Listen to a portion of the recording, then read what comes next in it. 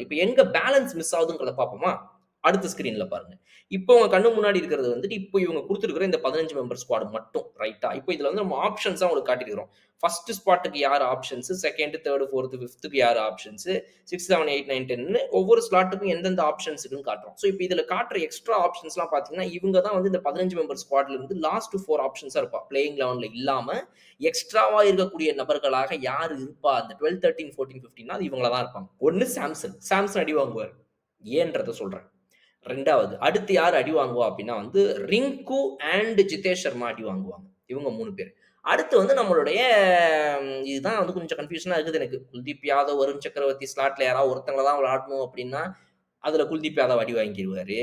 இல்லை அப்படிங்கிற பட்சத்தில் யார் அடி வாங்குவாங்கிறது இன்னொரு ஒரு கேள்வி. ரைட்டா? ஸோ இது வந்து ஒரு பக்கம் இருக்கட்டும். இதையும் வச்சுப்போம். ஹர்ஷ்தீப் சிங் ஆர் ஹர்ஷித் ராணா 2 பேர்ல யாராவது ஒருத்தங்கள தான் விளையாடுவாங்க. 3 பேர் விளையாட வாய்ப்பில்ல. ஏன்னா 3 ஃபாஸ்ட் பவுலரா நமக்கு ஹர்திக் பாண்டியா இருக்கிறாரு.